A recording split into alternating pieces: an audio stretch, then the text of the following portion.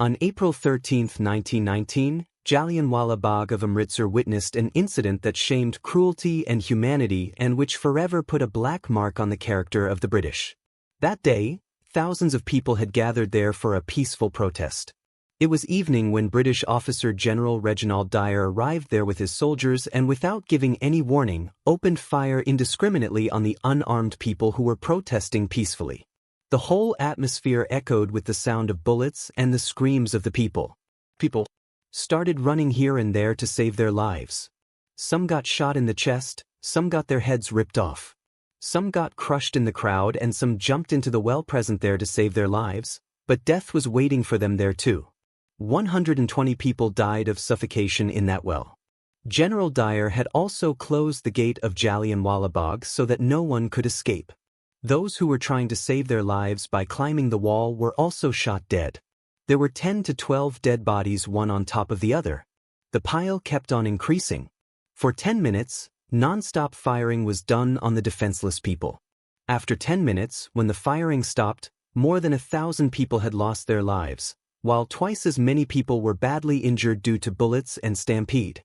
After this, the British did not allow the injured to be treated and left the bodies of more than 1,000 people for the dogs to eat all night. This was the day which left a deep wound on every Indian for centuries. This was not just a massacre but a wound in the struggle for freedom, which never healed. This massacre shook the whole of India. The fire of revolution flared up. People started leaving the jobs of the British. Many returned their medals. Meanwhile, there was a young revolutionary who reached Jallianwala Bagh, took the blood-soaked soil in his fist and swore to take revenge for this massacre. He kept burning in the fire of revenge for 21 years and when he got the opportunity, he took revenge by killing a British officer responsible for this massacre on British soil. The day of Baisakhi and a considerable non-violent crowd gathered in the Jallianwala Bagh. Dyer shouted the order to fire without any warning. Colonel National Dyer opened fire at innocent Indians in Jallianwala Bagh, Amritsar. It is a story of the brutal, cold-blooded murder of 500 to 600 people at the hands of the imperialist British Raj during World War I. The British government implemented the Defence of India Act 1915 so that every voice raised against their rule in India during the war could be easily suppressed. Under this law, the police got immense power. Anyone could be arrested and put in jail without proof and trial. Anyone's speech or movement could be stopped. There were many protests against this act, but it did not affect the British. 4 years later, when World War I ended, people expected that the strict restrictions of the Defence of India Act 1915 would be removed, but the British did not do anything like this. On the contrary, they crushed the hopes of Indians and implemented the Defence of India Act on the recommendations of the Sydney Rowlatt Committee. The restrictions are made permanent. After this, in February 1919, a law called Rowlatt Act is presented in the Imperial Legislative Council. After reading its provisions, the Indian members present there strongly oppose it, but it has no effect on the British, and on March 18, 1919, this law is forcibly implemented. Under this law, anyone can be arrested on the basis of mere suspicion and kept in jail for 2 years. Police can enter anyone's house without a warrant and search it. In case of any revolutionary activity, the case can be tried without a jury. Also, restrictions were imposed on newspapers and public gatherings were also banned. That is, this law was made only to suppress the voice of Indians. The British wanted to create such an atmosphere of fear that no Indian could dare to revolt against them. The freedom fighters of India had understood this intention of the British, so they strongly opposed it. As soon as the law was passed, there was an uproar across the country. Revolts started against it everywhere. Some called it a black law. Some called it no appeal, no argument. Gandhiji declared satyagraha against this law, terming it as a lawyer's law. 3 weeks after the law was passed, on April 6, 1919, he started a nationwide movement which is known as Rowlatt Satyagraha. In this, he got the support of big leaders like Rajendra Prasad, J.B. Kripalani, Vallabhbhai Patel, Rajagopalachari, Jawaharlal Nehru, Hakim Ajmal Khan, Dr. M.A. Ansari, Swami, Shraddhananda and Hassan Iman. Common people also became a part of this movement by joining the voice of big leaders. Protests started across the country, strikes started, shops were closed, people stopped going to work, meetings were organized against this law at various places, students boycotted schools and colleges, due to which a situation like a bond arose in the country. The British could not tolerate this opposition of Indians at all, and then something happened in Punjab which changed the history of India forever. On April 9, 1919, on the day of Ram Navami, Hindus and Muslims came together in a big procession. During this, Muslims dressed up like Turkish soldiers. Seeing the unity of Hindus and Muslims on such a large level, the condition of the British worsened. Two big leaders of Congress in Punjab, Dr. Saifuddin Kichlu and Dr. Satyapal, were leading this protest against the British, so the next day on April 10, 1919, the British arrested Dr. Saifuddin Kichlu and Dr. Satyapal and put them in jail. Meanwhile, Gandhiji also decided to come to Punjab from Mumbai to take stock of the situation in Punjab. Hearing this news, the British banned him from entering Punjab. But Gandhiji ignored this ban and left for Punjab by train. As soon as his train reached Pulvo railway station near Delhi, the British arrested him. After the arrest of 3 big leaders within 2 days, the rebellion in Punjab flared up even more. On April 10 itself, about 500 people took out a huge march till civil lines demanding the release of their leaders. During this, the protesters also clashed with the British soldiers. The soldiers started firing to control the crowd, due to which the protesters got angry and killed many Britishers and also damaged government property. When the angry mob returned to the city, they surrounded an English missionary teacher, Miss Marshalla Sherwood, on the way and attacked her. She was badly injured, but somehow some local people nearby saved her and took her to a safe place. The British government was enraged by the growing rebellion of the people. On the same day, General Dyer, posted in Jalandhar, was ordered to reach Amritsar immediately to control these violent incidents. A large number of army was deployed in Amritsar, and martial law was imposed in the whole of Punjab. Martial law made the situation of Punjab even more delicate. Now Amritsar was a city sitting on a heap of fire. People were angry and the British were bent on violence. The festival of Baisakhi was about to come after 2 days. The people of Amritsar decided to gather in Jallianwala Bagh on this occasion and hold a peaceful meeting. On April 13, 1919, on the day of Baisakhi, a meeting was organized in Amritsar's Jallianwala Bagh to protest against the repressive policies of the British and the arrest of Dr. Saifuddin Kichlu and Dr. Satyapal, in which some leaders were going to give speeches. Curfew was imposed in the city, yet people gathered there. People kept coming, and by noon their number reached about 15,000. Among them were hundreds of people who had come with their families to see the fair and visit the city on the occasion of Baisakhi, but when they got the news of the peaceful gathering, they also reached Jallianwala Bagh. Jallianwala Bagh is a public garden spread over 6.5 acres very close to the Golden Temple in Amritsar, which was surrounded by high walls on all sides. At that time there was only one narrow way to enter and exit Jallianwala Bagh. There was also a well here from which the passers-by quenched their thirst. Many people were sitting around the well, but they did not know that in a few moments this well was going to become a witness to their death. At that time, public gathering was a legal offense under the Rowlatt Act, and after the martial law, the British government was strictly enforcing it. As soon as the news of so many people gathering together reached General Dyer, he was furious and the fire of hatred towards the Indians started burning in his eyes. He immediately marched towards Jallianwala Bagh with his 90 armed soldiers. After some time, when people were peacefully protesting in Jallianwala Bagh, suddenly they heard a strange sound above them. An airplane was flying low over the garden and circling. Dyer had deployed this airplane to know the number of people present there, but before people could understand anything, General Dyer also reached there with his soldiers. As soon as he reached there, he got the exit gate closed. With this order of General Dyer, Jallianwala Bagh had now turned into a huge cage where a horrific game of death was to be played after some time. Where 40 soldiers were deployed outside the garden, while inside, 25 Gokha and 25 Baloch soldiers, half of them took position by sitting and half by standing. After this, Dyer did not even think it necessary to warn the people, and without losing a second, he ordered his soldiers to fire indiscriminately on the unarmed protesters. The soldiers followed his order without hesitation. In a moment, Jallianwala Bagh was filled with bullets. This sudden attack, echoed with a loud crackling sound, did not even give the people a chance to recover. In a few moments, there was screaming and chaos. People started running here and there to save their lives, but there were high walls all around on which the cruel English soldiers were deployed, due to which they could not find any way to escape. People started falling dead and injured all around. The soldiers sitting on their knees were aiming at them carefully. Dyer ordered them to reload their guns and fire in the direction where the crowd was the most. Someone got shot in the eye and someone's intestines came out. People started running in every direction out of fear, but they did not find any way to go out.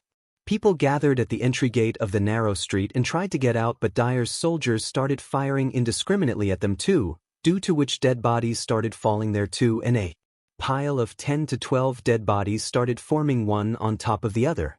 There was only dust in the air due to the people running and blood due to the bullets in their bodies, but Dyer had neither any mercy nor any remorse in his heart.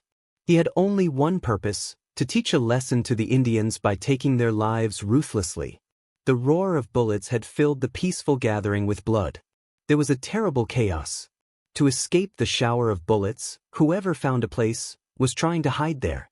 The frightened people jumped into the well to save their lives. They also started jumping, but jumping into the well was not a way to escape death for them. After all, how long could they swim? They started dying of suffocation, and soon this well became a well of death. Soon the well was filled with more than 100 dead bodies, but Dyer's cruelty was not stopping. His cruel eyes kept looking at the blood-soaked Jallianwala Bagh as if he was celebrating the dead bodies of innocent people. One of Dyer's fellow officers shook his shirt and said that, "Enough is enough, stop this game of death," but Dyer ignored him. The firing would stop only when the soldiers had to reload their rifles. Dyer himself was running and giving orders to fire in the direction where more people had gathered. Whether people tried to hide behind the trunk of a peepal tree or tried to save their lives by jumping over the wall, the barrel of the guns would turn towards them on Dyer's order, and immediately the bullet would come out of the gun and take their life. With every bullet, someone's chest would burst, someone's head would be crushed. Somebody's body would be riddled with bullets. Innocent and harmless people would fall on the ground after being shot and would never get up again. The ground of Bagh was soaked in blood. Due to the stampede, hundreds of people came under the feet of the fleeing people and lost their lives by getting crushed. The dance of death continued for 10 minutes in Bagh. Dyer stopped firing when he felt that the soldiers had very few bullets left. During this, 1,650 rounds of bullets were fired, due to which about 1,000 innocent people were killed while more than 2,000 people were badly injured and were hanging between life and death. Madan Mohu, the 13-year-old son of a local doctor, used to go to Jallianwala Bagh every day to play with his friends. In this firing, the bullet hit his skull and that innocent child lost his life. Hundreds of such children became victims of Dyer's cruelty. There were so many children who were only 5 or 6 months old, who did not even know how to walk. Those innocent children also lost their lives along with their father, uncle, or grandfather. As soon as the firing was stopped, the bullet hit his skull and he lost his life. The soldiers were ordered to leave as fast as they had come in. Dyer took a look at the bloody scene as if he was taking stock of his actions. Then he jumped into his car and moved towards Rambach. His soldiers, whose hands were still stained with the blood of innocents, started marching fast on foot behind him.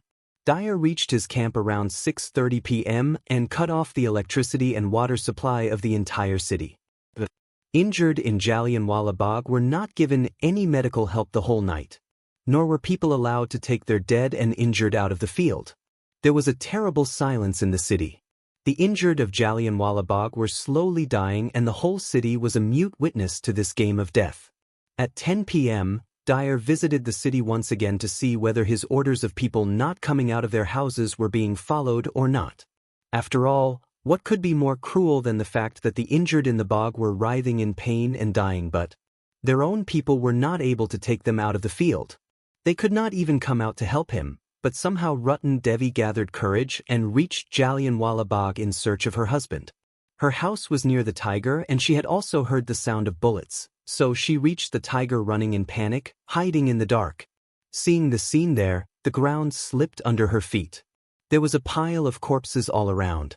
There was blood everywhere. People were scattered in search of their loved ones. The eyes were desperately searching for their husband. While removing the corpses, suddenly her eyes fell on the dead body of her husband. There was no movement in his body. Ratan Devi's world was destroyed in a jiffy. She spent the whole night there by laying her dead husband's head in her lap. She was holding a stick in one hand so that the wild animals that reach there after smelling the blood do not eat her husband's body. Meanwhile, her eyes fell on a 12-year-old boy who was lying injured nearby. Blood was flowing from his body. Ratan Devi asked tremblingly, "Son, should I throw a cloth on you?" The boy said in a painful voice. "I said no, just don't leave me." Ratan Devi's eyes filled with tears. After a while, the boy said tremblingly, "I want water." Ratan Devi looked around, but there was not even a drop of water left in the garden to drink. The well was filled with corpses and had turned red with blood. She held the boy's hand, but gradually his breathing slowed down and then became completely silent. Who knows how many such heart-wrenching incidents happened that night which remained buried forever amidst the sobs of death and pain.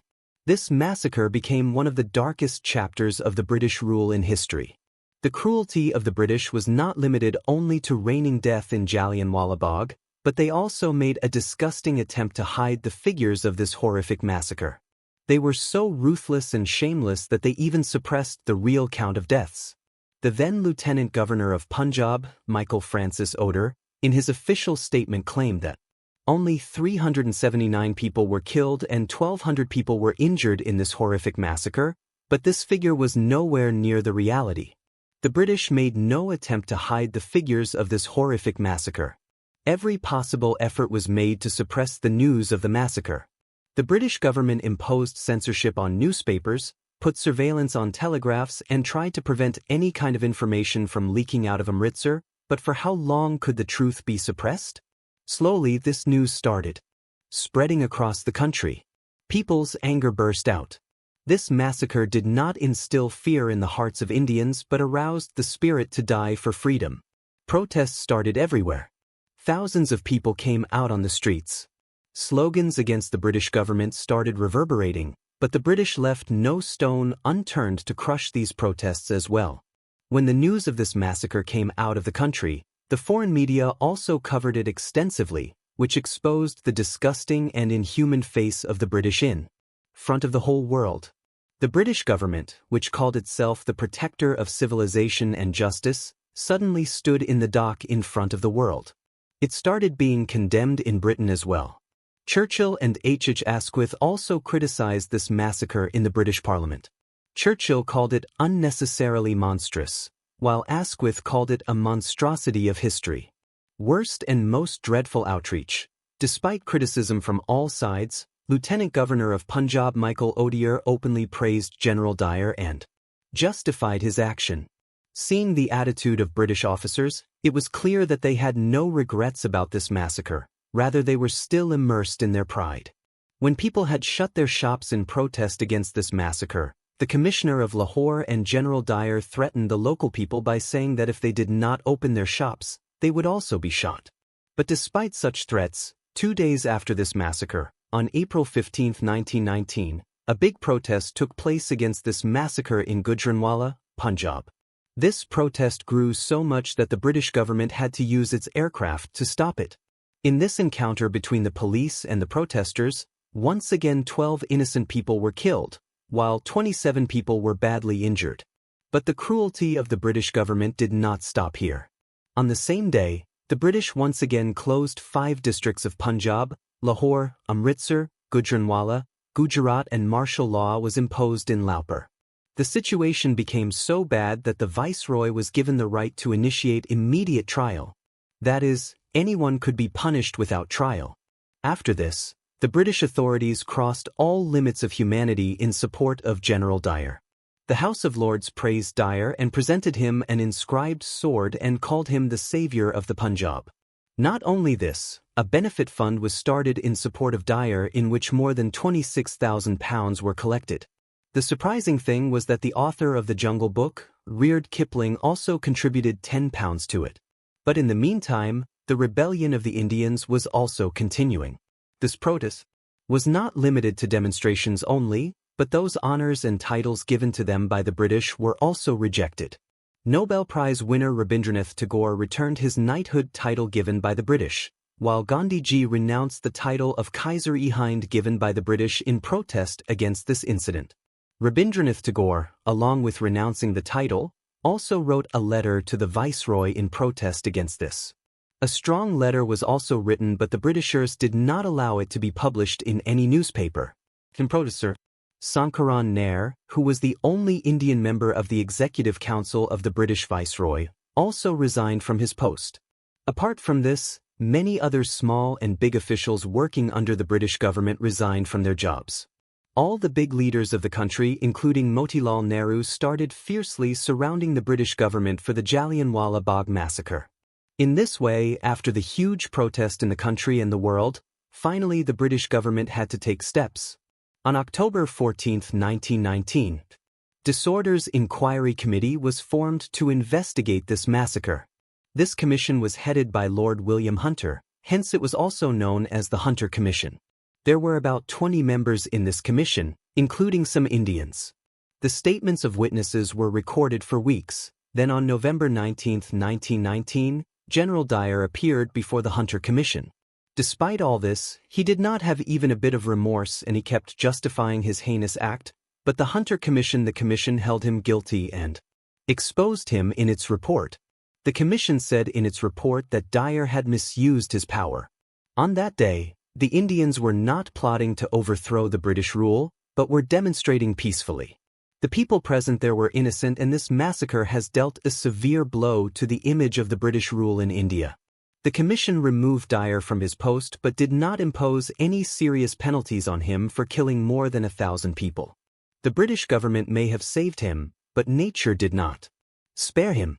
Exactly 8 years after the Jallianwala Bagh Massacre, on July 23, 1927, General Dyer died of brain hemorrhage. Meanwhile, there was a British officer who is considered to be the real mastermind of this massacre, and the surprising thing was that he was not removed from his post for this. This officer was none other than the Lieutenant Governor of Punjab at that time, Michael Oder, who justified this massacre at every step. In his eyes, the people of India were like insects and worms. He always believed that the British believed that Indians were racially deficient and could never rule themselves. He was easily getting away with this massacre even after inciting and justifying it. So, on September 4, 1920, Lala Lajpat Rai submitted a 12-point charge sheet against Michael Oder to the British government, in which Michael Oder was described as the real villain of the Jallianwala Bagh Massacre. But the British government ignored it.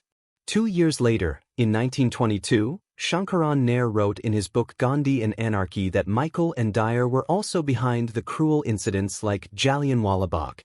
Shocked by this truth, Michael and Dyer filed a defamation case against Shankaran Nair, and the court ordered Nair to pay a compensation of £500. In this way, Michael and Dyer were never officially convicted for their crimes. The British government kept trying its best to save him, and he returned to England after completing his job comfortably. Even after reaching England, he kept justifying the Jallianwala Bagh Massacre in public meetings there. In such a situation, there were some brave sons of India who had resolved that even if the British do not punish the culprits of the Jallianwala Bagh Massacre, they will themselves take revenge by killing them. One of them was Shaheed A.M. Bhagat Singh, whose stories of bravery are popular all over India. At that time, Bhagat Singh was only 12 years old. As soon as he heard about this incident, he reached Jallianwala Bagh on foot. There he picked up the blood-soaked soil and vowed that he would uproot the British rule from India. He also did his part of the work and became immortal on the pages of history. But in the meantime, there was another brave son who had taken a pledge to bring the culprits of Jallianwala Bagh to their end. His name was Sardar Udham Singh. He too, after the massacre, picked up the blood-soaked soil of Jallianwala Bagh and vowed that he would take revenge by killing Michael Dwyer, the biggest culprit of this massacre. But for many years he could not get a chance to kill him. So he reached Britain in the year 1934 and kept looking for the right opportunity to kill Michael and Dwyer. The Jallianwala Bagh Massacre was completed in 1940, 21 years after the Jallianwala Bagh Massacre. On March 13, 1940, in London's Caston Hall, where Michael O'Dare had come as the chief guest, Sardar Udham Singh shot Michael O'Dare in front of a huge crowd of Britishers and avenged the lives of the people martyred in Jallianwala Bagh. The Jallianwala Bagh Massacre brought India's freedom struggle to a crucial turning point. The spark of this revolution filled every Indian's heart with such enthusiasm that finally in 1947 they forced the British to leave the country. After independence, in 1951, a memorial was established by the Government of India in Jallianwala Bagh in memory of those who lost their lives in this massacre. This memorial is a symbol of struggle and sacrifice which reminds us that we did not get independence just like that. Behind it are hidden the sacrifices of many Udham Singhs, Bhagat Singhs and lakhs of Indians.